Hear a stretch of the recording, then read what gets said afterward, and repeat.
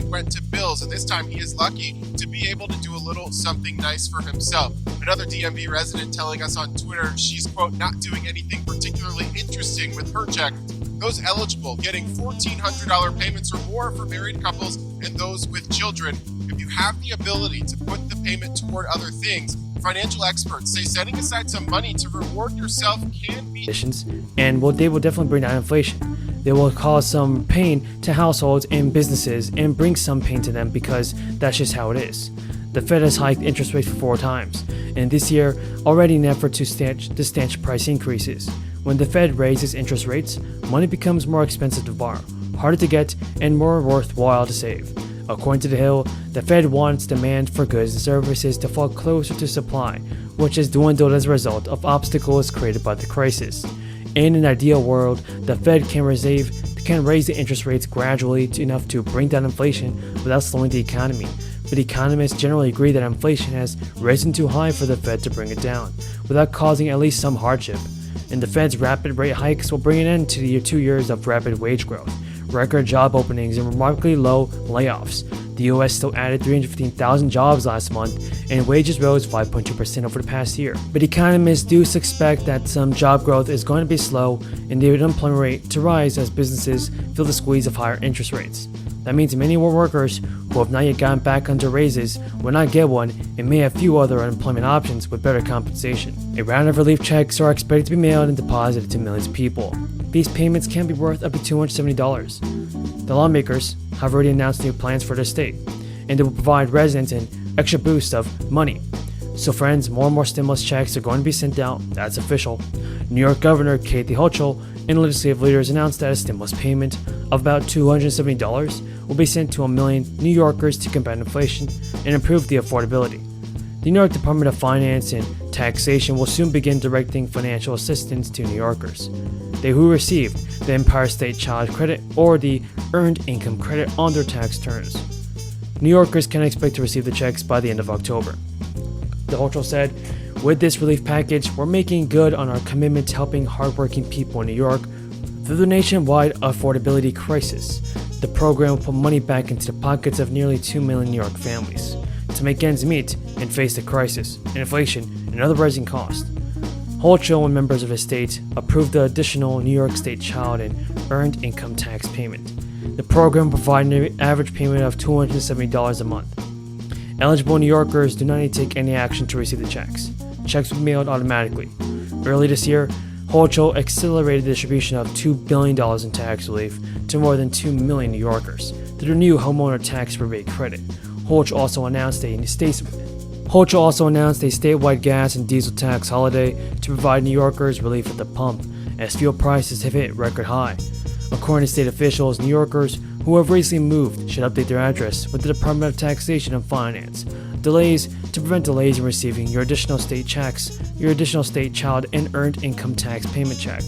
Colorado is also mailing and doing their work with 700 likely to continue for quite a while. But as usual, it doesn't seem to concern Democrats one bit. The president was asked Tuesday if he was concerned about August's even worse than expected inflation report. His answer? No, I'm not. It was just one more tone-deaf moment for the president and the Democrats. On Tuesday, the president and Democrats gathered at the White House to congratulate themselves for having passed their so-called Inflation Reduction Act, a bill that will do nothing to reduce inflation. And that's not just my opinion, Madam President. That was the conclusion of the nonpartisan Penn-Wharton budget model, and of the Democrat chairman of the Senate Budget Committee, who referred to the bill as the so-called Inflation Reduction Act on the Senate floor, while admitting it would do nothing to solve our nation's inflation crisis. But that didn't stop the Democrats from celebrating yesterday. For most of us, of course, it's difficult to understand what there was to celebrate. Leaving aside the issue of the 40-year high inflation, we already know that the bill will also fall short in another respect, on deficit reduction. Democrats' claims that the bill would provide meaningful deficit reduction were always somewhat dubious, but even granting Democrats' rosiest assumptions, President Biden wiped out any deficit reduction when he announced his massive student loan giveaway 8 days 8 days after the Inflation Reduction Act was signed into law. So no inflation reduction, no deficit reduction. Oh, one other thing. And the Inflation Reduction Act will drive up energy bills for Americans. So the question is, what was there to celebrate? Well, for Democrats, the Inflation Reduction Act marked a chance to finally push through some of their far-left Green New Deal fantasies. Things like electric vehicles. So there is an amazing deal for new stimulus checks, everybody, from President Biden, Democrats, and Republicans. Hopefully, everybody, President Biden can step up to the plate and help out the American people with stimulus payments. If you think you can, then tell me in the comments. So we have a lot of good news to cover about the fourth stimulus check. You want to be sure to stay until the end of the video to find out the most important information. You don't want to miss out on this. So as early as June, new stimulus payments will be available in Maine, and over 800,000 Americans stand to receive the benefits. The $1.2 billion supplemental budget proposal by Governor Janet Mills was passed into law on April 20th. And after the bill was passed, the governor said, "What this budget shows once again is through hard work and negotiations that Democrats and Republicans can come together on what is right for the people of Maine." Now, estimates show that about 850,000 residents of Maine will receive checks, with individual taxpayers with an income of up to $100,000 all eligible. Now that figure becomes $150,000 if you're a head of household, or $200,000 if you're filing jointly. Older residents and lower income homeowners and tenants have also been offered a property tax relief. Additionally, $20 million will be set aside to fund up to 2 years of free community college for students who are eligible and either have or plan to graduate between 2020 and 2023. There's also $3 million in legal funds to help the lobster industry, which is crucial to Maine as they fight the federal government over rules protecting endangered species. What was missing and many had expected to feature was extra funding for legal services for the poorest residents in Maine. Social Security beneficiaries may also see an increase very soon in monthly benefits. Inflation is actually hurting some communities hard as the crisis evolves, and despite more than 170 million payments being sent out in the third round of stimulus checks, the fourth stimulus payment is still being pushed for. The Senior Citizens League, a nonpartisan advocacy group, started a pressure campaign to push Congress to send those receiving Social Security additional stimulus money. In a letter to leaders of Congress, the chairman called for one-off payments of $1,400 for people that are seniors. Such a measure could actually help defray the cost associated for some seniors from the 2022 COLA, which was the highest in 40 years. That pushes them into a higher tax bracket. This all in reaction to the high levels of inflation that the American economy is dealing with. Prices across the country are reaching record highs, and for those on a fixed income like Social Security, they're seeing rapid decreases in their purchasing power. The Bureau of Labor Statistics have reported that since October 2020, consumers are paying on average 6.2% more across the market. Prices of food are going up 5.3%, while energy costs are up more than 30%. So this just proves that more federal stimulus money must be approved. And according to a new report, state cuts to crisis unemployment benefits last summer had a small impact on hiring, suggesting that enhancing the funding for the unemployed didn't play a big role in labor shortages. The federal government greatly expanded the social safety net for the jobless in March 2020.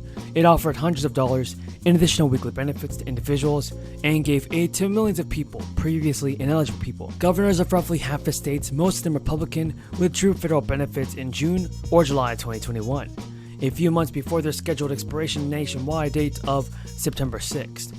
The debate at the time centered on what was seen as the likelihood that the benefit boost was contributing to employers' hiring challenges. Some officials believed that federal assistance programs kept people from looking for work, and while others argued that factors like the ongoing crisis and family care duties are playing a bigger role in the job crunch. One study in August 2021 found that little impact on jobs and suggested an early withdrawal of benefits might harm the state economies. Important period of time. Senator Joe Manchin remains an important vote in the Senate, of course. He is saying he wants a package that includes deficit reduction. He's someone who wants a balanced budget amendment. That is something President Biden supported in the 90s. What does the president think now? Does he support a balanced budget amendment? The president is a huge advocate for deficit reduction. He actually reduced the deficit. We reduced the deficit last year by $300 billion on his watch, something that people often forget. And certainly his advocacy for to making the tax system more fair, which has been part of the reconciliation proposal and process, would help do that as well. I haven't had a conversation with him about a balanced budget amendment. I'm not aware of that moving through. Yeah, I mean, it wasn't super scientific, digging through the, asset values sort of analysis. But, if we're right, and technology and technology-related stocks are in a bubble, go back and look at the history of bubbles. They don't softly correct and then, they're off to the races 6 months later. You typically see a major correction, 50% or more, and typically it comes with an overshoot to whatever you think fair value is. And so that was all I was saying, is that, we are in the early stages of the unwinding of this bubble. And so there's probably a lot more downside to go. Hey, Dan, it's Jeff Mills. So, question about sort of where to hide in all of this, right? I know you said you like cyclicals, financials specifically, and then staples potentially. So relative to cyclicals, financials, do you worry about what an economic slowdown might mean for that sector? And then in the same breath, we just talked about staples being expensive. Can you just walk me through kind of the call there?